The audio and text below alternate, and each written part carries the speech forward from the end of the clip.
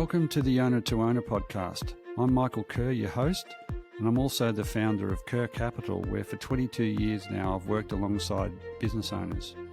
Owner to Owner is a business podcast to empower the owners of Australia's small and medium enterprises.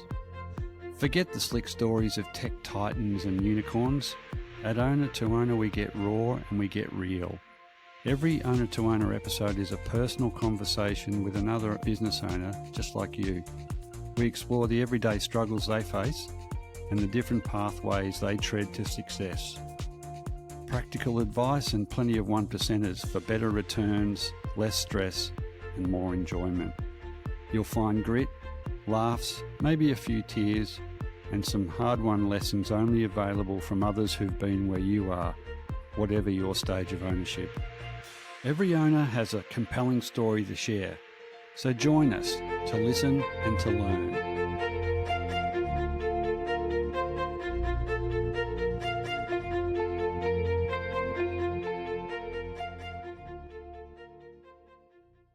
Welcome, Marie Carrillon. Thank you, Michael. Very happy to be here. Thank you. You work closely with women, mums, Yes. and in business. What got you started there and why? Yes, good question. So when I launched my podcast, and I know we will talk about the pivot later, but my podcast was more broad and general podcast for everyone who wanted to hear from established founders or business owners. And when I decided to rebrand my podcast, I just realized that ultimately, my guests were mostly mom founders, and people were reaching out to me saying, I need advice here and there. And most of the people who were reaching out were moms. So I didn't actually stage working with moms in business, but it actually came naturally while building the podcast and while sharing my own journey. So I decided to help mom entrepreneurs overcome imposter syndrome, self-doubt, and the fear of showing up online so they can confidently sell their knowledge online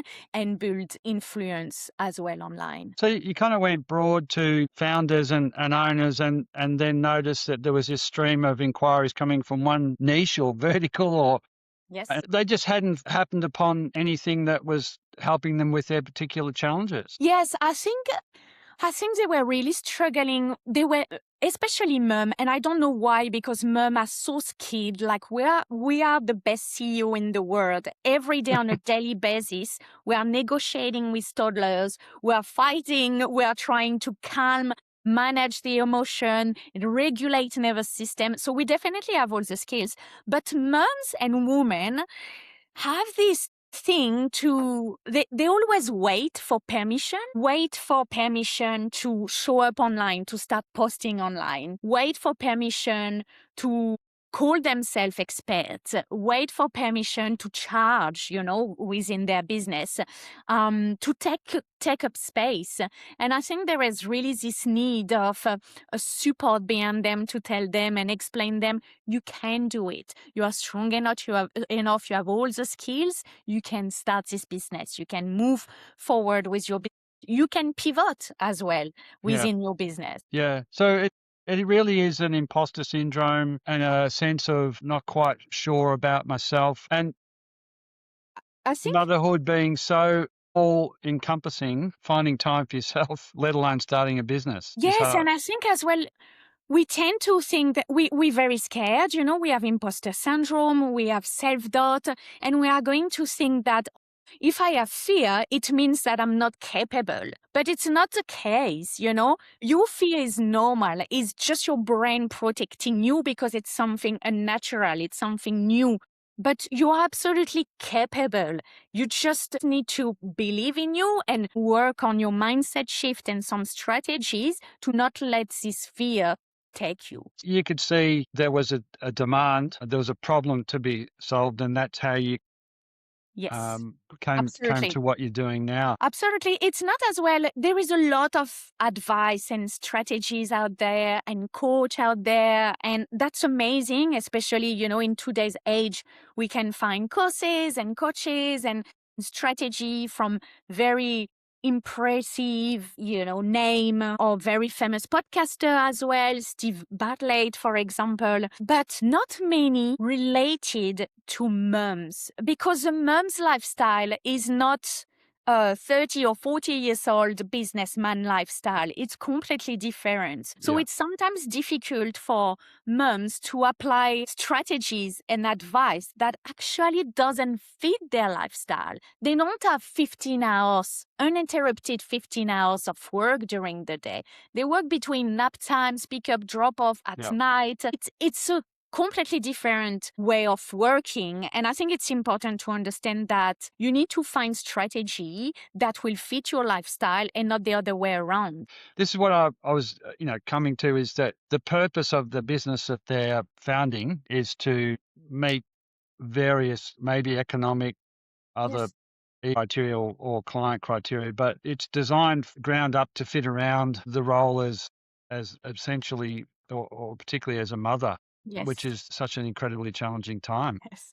Yes, because you have your full-time job as a mom, and even if your kids are at school, I can promise you that it's a full-time job anyway. Yeah. And on top of that, you are trying to build a business from the ground, and you know it. Building a business, running a business can be very lonely, very lonely. So it's important to have the right advice, the right support next to you to grow this business and make sure that your lifestyle stay purposeful. You still have this purpose. So you work with them as a coach and mentor. Is that your? Yes. So exactly. So I have two hats: podcast host, where we meet with established founders and we discuss as well about their journeys and how they reach their success. And then I have a coaching hat where I help mostly moms who started a business or are about to start a business and feel very overwhelmed with the responsibility and the next steps, and have this feeling of like, I am good enough to do that. I want to do that, but is it the right thing? So I just help them remove this mindset, this trap that they keep, and give them better mindset shift to believe in themselves and grow their business. If you want to find a course or a guide or a how-to on anything, you can go do that. But it's going much deeper into what's driving that person, what's blocking them. Yes. So, and is the business that is businesses you coming across there? Yes, very unique, but mostly online business. I'm focusing, part of my specialty as well is to help showing up online. So it's mostly online businesses. So it can be e-commerce, it can be as well coaching program, but they have to be online. Okay. But yeah, mostly with the need to show up online consistently. Yes. Right. By nature, as an online business, do you need a personal profile or brand? Yes, brand. Yes. So this is what I explain, especially in today's age. Like we are in 2026. Most of the businesses out there are online and have a strong digital presence. However, the difference between one that is going to be successful and one that is not going to be, it's probably the personal branding. How the founder and his personal branding is presented online. And unfortunately, if you want people to buy your product, we need to understand that now people buy from people. They buy from people who they believe won't let them down. And it's really important for that to have a strong personal branding online. So this is what I say all the time. I said, you need to put your face out there. You need to explain your story, your struggle, and why you are solving this problem that your audience is experiencing. And I don't think in 2026, I don't think we can escape this. The founder needs to put himself or herself out there. Yeah. Yes. Right. And is that even more the case with the rise of AI and the amount of businesses, content, business Yes. models that can kind of look pretty AI, pretty fakey, pretty quickly. So this is the competitive edge. Yes. This is me, this is you. In what I've read about you, showing up online is so vital. It is survival. For your business, it is survival. And people are craving for relatability. They want to relate to you. You need to show them that you are like them, actually. You are not the expert. You are like them, but you're just one step ahead and you are showing them the path. And you can sell product or services. Highly recommend to put yourself out there as you are, just being one step ahead and not the expert who knows everything with perfect, Canva aesthetic on their social media. This doesn't work anymore. It used to in the past, but there is so much competition and so many people out there. People scroll within 2-3 seconds. So we Yeah. need to be very fast. And if people can connect to you, can relate to you, can say, oh, actually, she's like me. What she's saying, I'm experiencing it too. I need to listen. Then you got them. So when you talk about showing up online on a website or an online business, what does that actually look like? Yes, that's a good question. It can be just sharing your founder story. So putting your face out there in a 1-minute video. It doesn't need to be long. It doesn't need to be perfect or polished, but just you put yourself out there and you explain why you started the business, why you launched the business. It can be as well just an education part. So in your industry, there is a big misconception that you really want to tackle. Don't hesitate to talk about it. People are tired to always hear the same advice, the same things over and over again. If you are not agree with something, you should say it and share it Yeah. on social Yeah. media. You could write as well an article on LinkedIn just Okay. to explain what you do and why you decided to launch your business. So you definitely have different platforms and you need to adapt according to the platforms. It doesn't need to be a full-time job. I know it takes a lot of time, but if you show up 3 times a week in maybe 2 platforms only, stay consistent to 2 platforms, the audience should start growing. In what kinds of industries are we talking about? I have a client who is a coach as well. So I have someone who has a small subscription box, beauty subscription box business. Someone who is starting candles, like a special type of candle. So yes, I have definitely different industries, but all selling online. Yes. Okay. Yeah. No offline presence. No offline presence. I mean, Yeah. to be honest, who is doing offline presence this day? You know what I mean? We are in, I feel like we need to be online. Some established business are still probably doing great by not having Yeah. an online presence because they are huge already. They are well established. But at some point when you start a business, if you are not out there, how people are going to find you? There was a period early online where there was a progression from offline to online. People would go to markets and get Mm. exposure that way and build a customer base. But you now possibilities to be native and just start here and now online are enormous.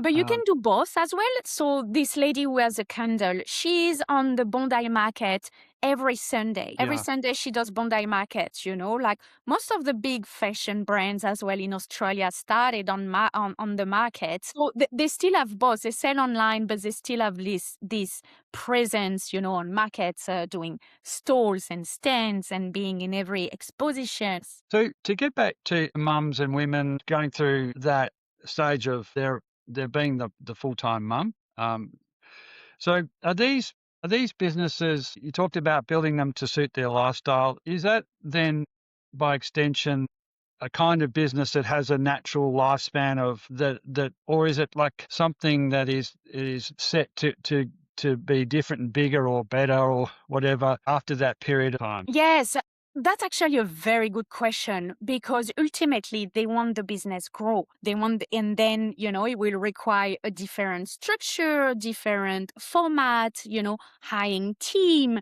I was talking to one of my clients who is now a CEO and she could not get over the fact that she was a CEO. She kept saying, I'm the founder. But for her, imagining saying I'm a CEO, she had imposter syndrome. I'm not the CEO. The business will evolve automatically, but I guess it depends. It all depends of what success means for these moms. It doesn't mean the same thing for everyone. Some just want something that is purposeful enough to let them enjoy what they do, enjoy being able to pick up the kids, drop off the kids, and pay the bills. Some others want to grow the business and move internationally. And in the US, at the moment, I have someone who is expanding in the US. And yes, we'll have to redefine what success means now. So I will say it all depends. It can start in, the back kitchen or in the kitchen. The office can be at the kitchen first, and then it will move to an office, a proper office.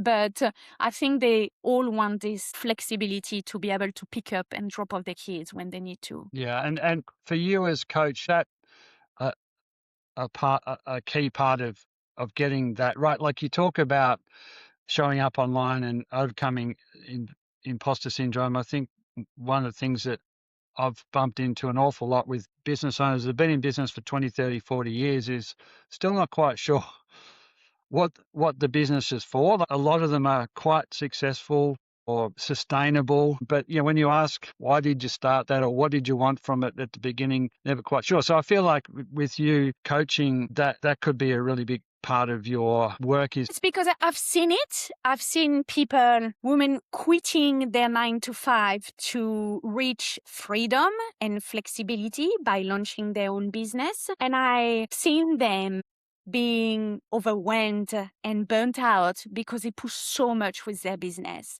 So they quit something because it was not fitting their lifestyle, chasing freedom, and finally reproduce the same scheme again. So yes, it's definitely something that we talk about. And I want to understand first what success means for them. What do they expect from the business in a year, in 5, and in 10? But I as well really, really insist on that point, because if you don't define success and if you don't update your definition of success over time as well, you will be burned out, or you will follow the path, or you will reach a success that is actually not for you. That's you saw someone on social media or your friends, or this is not the success that you wanted, and you will follow the path that is actually not meant for you. So it's really, really important at the beginning to start with what do you expect from your business? What is success for you now and later, and go from there. Yeah, indeed. It's a fundamental question, but it doesn't get asked enough, or as you said, even tested every now and again. Because things change. Is that why online presents more flexible opportunities? If you wanted to run a cafe or a retail, it's incredibly demanding. I can scale it by throwing more money at advertising if you've got the right formula. Is that part of the attraction? Yes, absolutely. I do believe that online business brings more flexibility for sure. So you can work at night, if you want to. Yeah. You can have as well a part-time job while working on your business. So you have more flexibility on when you are going to work for your business. And I feel like it's as well easier to be successful quicker online. If you have the right marketing strategies, digital strategies, and you have a bit of luck, you can become successful very quickly, and then things escalate quickly. So I would say for mom, it's definitely easier to be online, but it all depends of the passion, of the hobby, of what they are attracted to as well. Yeah. So that you're saying there, it's be in a business or an industry where you're more aligned to what that industry or business is about. So your purpose is aligned. What you need to get up every day to do what you're going to do, then put time into your business. It might be marginally easier because you actually care about the service, the product that you're supplying. It's always easier when you are doing something that you're really passionate about or you really believe into. I was an entrepreneur before turning podcast host, and I had two businesses. And when I shut down my second one, I was trying to reflect on why actually didn't work that much, why I'm shutting it down. And I realized that I kind of auto-sabotage myself.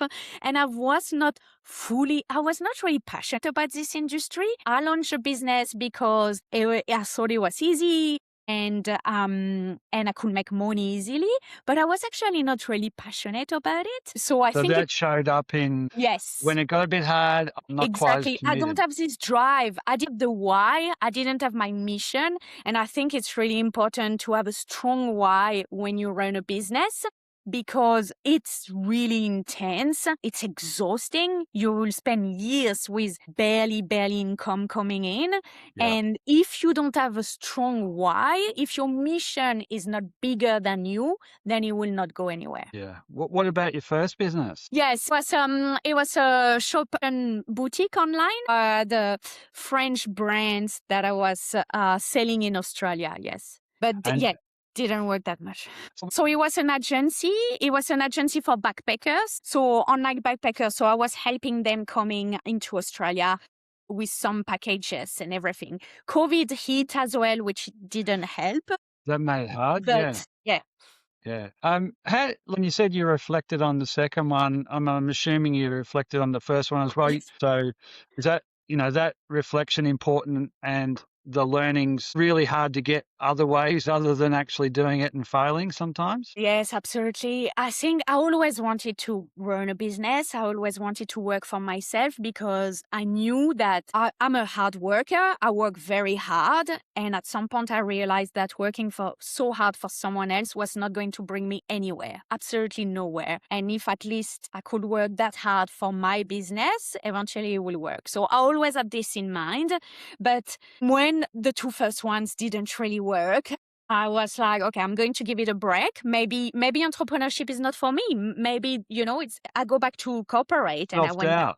Yes, exactly. And I had a break and I always wanted to do this podcast. I want to do a podcast, but I don't know what to talk about. What am I going to talk about? And it started there. After I shut down my second business, I'm like, wait a second. I'm sure I'm not the only one. Why don't I create a business about, building a brand, building a business, interviewing founders, and it started from there. It's there's so much, particularly online, about the guaranteed way to 10x your business, and if you're not making $250,000 a month out, here's how. It's extraordinary, but the gold from listening to people, legitimate people who have shared their failures, or their learning experience. It's a differentiation for them. This is what I'm about. This is my story. But also, in terms of learning to be an entrepreneur or a business owner, and going in assuming it's all going to be easy or it's all guaranteed, it's really fatal that you think that way. Yes, I know. Online can be that's the problem again. You see, people are going to get, oh my God, I will achieve, as you say, this amount of money by month 6. I will have this amount of followers by month 3. I just need to follow what they say. Again, this is a general advice cannot work for everyone. You know what I mean? Like we are all different. We have different business. We have different identities. We have different lifestyle. It's not going to work for everyone. It might work for one person, but it doesn't mean that it might work for you. And so many people are like, oh my God, I got this thing and it costs this amount of money and nothing happened. Yes, nothing happened because you can follow strategy, but if you are auto-sabotaging yourself, you can have the best strategy in the world. You need as well to get over your own blockage, your old blocks. So yes, it's good, but it might not work for you. Yeah, I hear you. And I'm always suspicious of somebody who's found a formula and is on YouTube and is talking about how easy it is. You need to ask yourself a question. If the person is out there selling you a course for $1,000 or whatever it can be way more, do you think that he is really successful? Because if he's really successful and he found the fantastic formula, why did he then build 10 businesses like that? And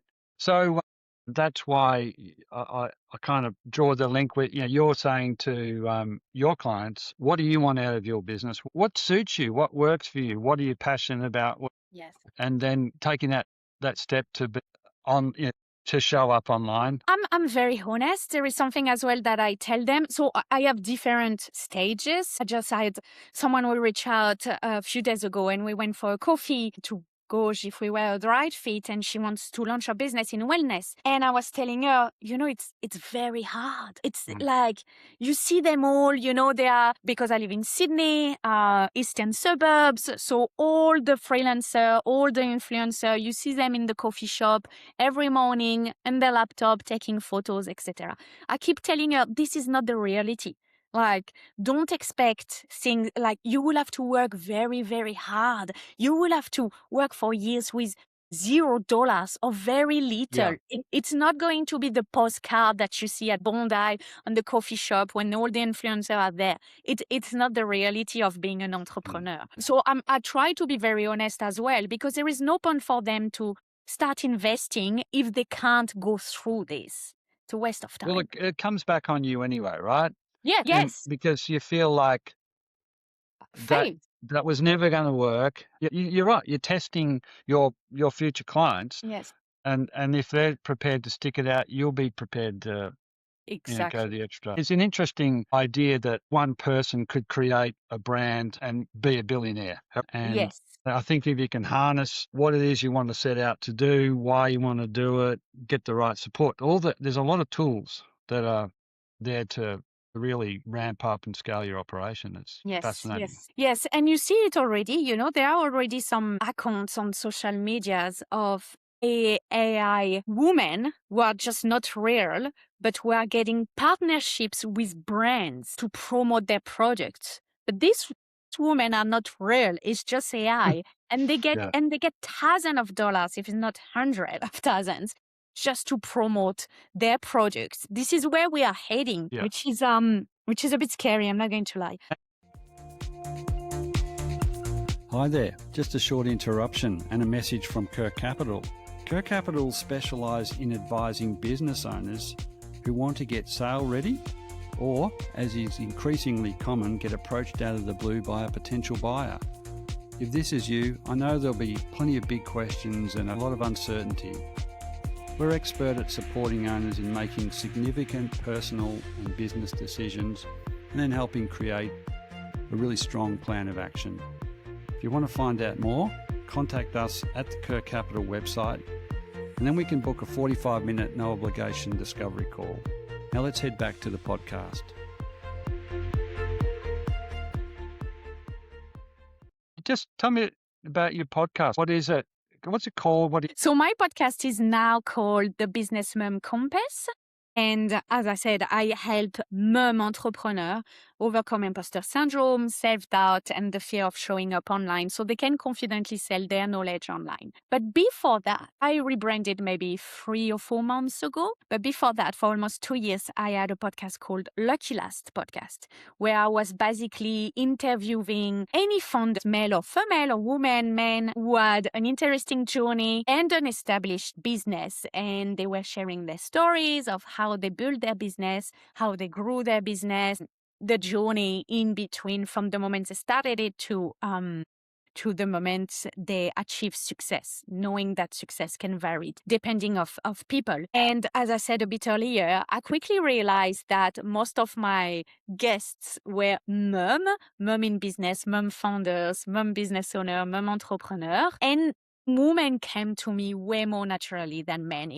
I had a lot of contact from mom who wanted to quit their job or just quit their job and were thinking about starting a business. And I'm like, I think it's time, because at some point you cannot keep pushing something that is not reflecting who you are anymore. And while I was growing with the podcast, with the show, I was as well definitely more confident as a mom entrepreneur, as a mom in business, and I was sharing a lot about my journey. And I realized actually that this was my people. These women, these moms, they were my people. They were my niche. It was time for me to let go of my baby to finally focus on what I thought would be a way more targeted message. And so I did a big job. I rebranded, changed the name, changed the logo. It was a very difficult decision because Lucky Last was my baby. I built it from the ground. I was very proud of what it was becoming. It was as well very stressful because everyone around me was like, oh, you should not do that. No, no, no, that's not a good idea. You should not do that. But at the same time, who are you exactly? Sorry, but you are not in podcasting. You are not in coaching. You are not a mom entrepreneur. I was just I was listening to too many different advice, and I don't think it was good for me to listen to this as well. I really needed to focus on my need and the need of my audience. And I realized that my audience were now mostly mom entrepreneur, mom in business. And it was time for me to switch. So yeah, I pivoted. It was not easy. Yeah. Especially after I've done it, I'm like, oh, what did I do? I can't step back. Now it's done. But you know what? I think it was the best decision ever. It was much needed. Yeah. I think sometimes you need to let go of what doesn't,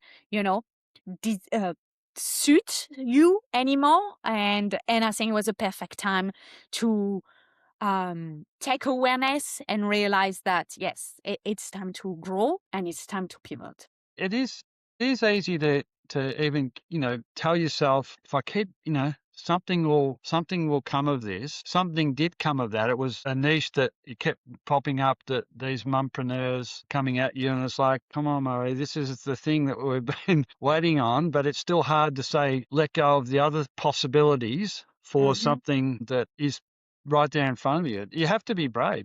I'm thinking you had to be brave. You had to put aside the unprompted advice you get from everybody. You really got to be able to say no, thank you, or in a respectful way. Were you thinking, this is my third entrepreneurial thing? How did that play into it? Was there pressure building on yourself to make this land on yourself? Listen, when I started, I didn't know how long it will last, but I saw my entourage. I knew they were like, here is she again. She tries again, Here she is trying again with another podcast, another business, another industry.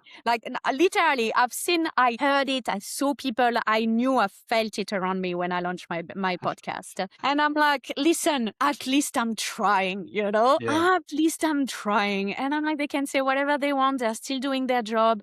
If they're happy, that's good.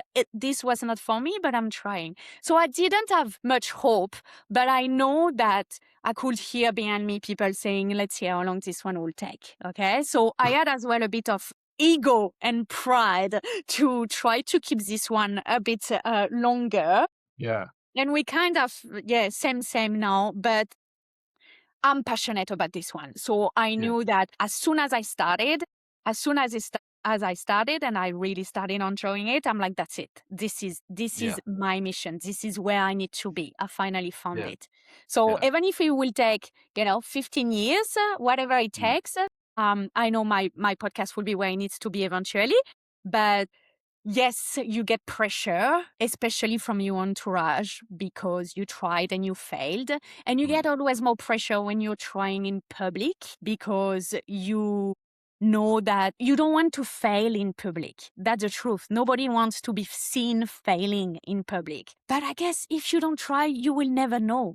And I prefer to try and say, at least I tried, than, be on my deathbed and said, oh my God, I wish I've done that. I wish I've done that. At least I don't have to say this. Power to you for that. It's sometimes there are practical realities which, I understand, but if it's there and you can chase it, try and make it work, it's at some point you're going to go, I'm glad I did that. Yes. Whatever the outcome. I was just thinking of the contrast there with your clients. They want to do something with purpose, to make some money, to fulfill them professionally. Are some of them foregoing the kind of traditional career path and saying, I don't want to do that thing anymore, even if it's part-time, even if it's flexible, I want to do my thing? Just last week, I had two moms who came to me. One who is in maternity leave and said, I don't want to go back to my job. I want to launch my business. And another one who quit her job already and is about to launch a wellness business. I think there is something with mom as well, is once we gave birth, once we try and discover motherhood, we quickly realize what our real priorities. What was fitting us before is no longer fitting us. We are changing, we are evolving. Not everyone, but most of women are.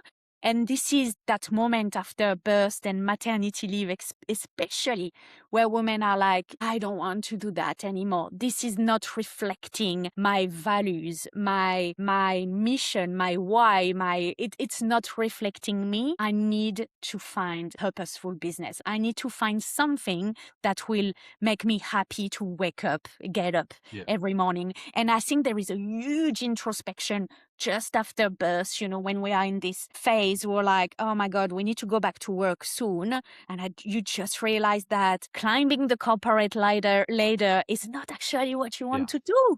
Yeah. Yeah. And it's time to, think about something else. So yes, definitely. Yeah. Yeah, there's an innate want and desire to do something. Being a mum is incredibly demanding, but outside of that, I wonder if the whole thing of being on employee and staying there as on flexible terms through maternity leave, it's still, for those that want to explore something that they control, Yes. it's really powerful. Yes, it's more about freedom again and flexibility. I think it comes back to freedom, flexibility, and purpose. Doing something that it means something for someone, that it brings some values out there that make the world a better place. And I really do believe that most of moms, after experiencing birth, really want to give, to the world, because now they have their babies in this world and they want. It's become more pronounced that when you're the guardian or the mother for a child, you want to, make the world a better place. Yes. It's as well very challenging for them, don't get me wrong, course, because you believed your whole life or your whole career life that you wanted to be there, you wanted to be this, you wanted to do that, and suddenly you realize that actually it's not, So you are losing you're already losing part of your identity when you become a mom, unfortunately, and it takes time for you to find your new identity again. But when you decide that actually this job, whatever I was doing, my 9 to 5 is not suiting me anymore, this is as well another part of your identity that you are saying goodbye to, and you need to welcome a new one. So there is a lot happening physically, mentally. It's a really it's a journey. Top of all that, there's that what's needed to start and a new business. But why, if it's on purpose and on track with what you want to do, it'd be just maybe a little bit easier. You're focusing on mums in business. There was your business started because there wasn't the kind of support for this niche. I think mom entrepreneurs are definitely lacking of support from organization, from government, and it can be all different type of support. But there is definitely an invisible workload, that is probably not noticed by the traditional business organization. And I think it's really important that people realize this. There is time poverty is real for mom. Mom are lacking time. They are lacking sleep. They are lacking support. They feel very, very isolated. So it will be amazing to see more support and funding support for moms launching business, mom entrepreneur, mom business owner, because they very often holding many, many hats, and it will bring burnout eventually, yes. We're definitely lacking of support systems, that's for sure. I want to just bring it to small business owners more generally. I think can't see anything there that's not of value to small business owners. The stuff we talked about, being clear on why you're in business, getting the right kind of support, showing up, because you've been an entrepreneur and a small business owner, so you have that background. Is there anything else that you think is really important? Yeah, I think there is one thing, but you said it, is keep showing up. Keep showing up even when the results are not there. Keep showing up even when nobody is clapping for you. Keep showing up even when you have $0 in your bank account. Because I do believe that if you keep showing up, there is absolutely no way that you won't get the results. The results will pay off. Like, it might take long time, it might take a few years, but if you keep showing up constantly, there is no other solution. This is like a normal, mathematic calculation. It will pay off. The results will come, but keep showing up even when the results are not there, and eventually it will pay off. Yes, I can see how determined you are, so I got no doubt.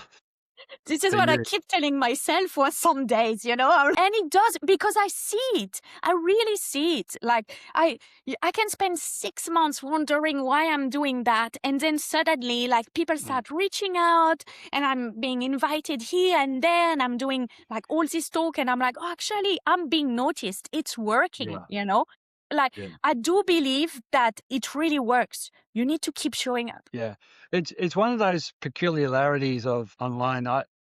There's no question, if you put things out online on social media that you're thoughtful about, that you care about, it absolutely gets noticed. It might not get likes. It might not get celebrated, in a visible way.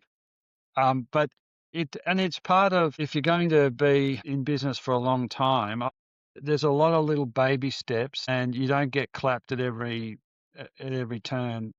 And some people won't trust that. It just builds incrementally, and anyway.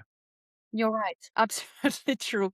I had to drop it. I know you love your podcast. We had to drop it to go to Canberra and go to the cabinet table and present 3 options to really drive the sustainability of small business sector of the economy. What would your priorities be? Probably free or at least accessible business education. Giving education so it can be digital strategies, digital marketing, financial literacy, how to work with cash flow. Some of us have to learn things from zero, like with no support, and especially as well some support on AI. How to work with AI, how to build a right AI bot to help you in your day-to-day business task. So we will definitely come back to that, like give education, free education, accessible business education. And if you ask me about women in business and mom in business, I will probably say cheap childcare, affordable childcare, definitely, and more support around mental health. I'm doing something that is more aligned with what she wants to do, is all around good on a mental health level. AI, absolutely. And then the first one about education, I think that comes up a fair bit when I ask the question. Infuse into that some 101 business training if you adopt a small business mindset or an entrepreneur mindset. Yeah, actually, absolutely agree. 101 will be very pertinent as well. Peers with peers. Think people learn and learn way more when it comes from peers, So being able to put and connect people from the same industry with maybe people who just start their business and people that are well established, having mentoring program to support these new businesses will be fantastic. Marie, thank you so much for coming on to the podcast. Where can people get a hold of you? Yes, so I'm on Instagram and LinkedIn. My name is Marie, Mariecarrillon, Marie Carrillon. So you can find me on LinkedIn. You can as well find me on Instagram, the Business Mom Compass. And I have my website called businessmom.lovable.com. Very much appreciate your time, and go well, Marie. Thank you, Michael. Thank you for your time. Great interview. Take care.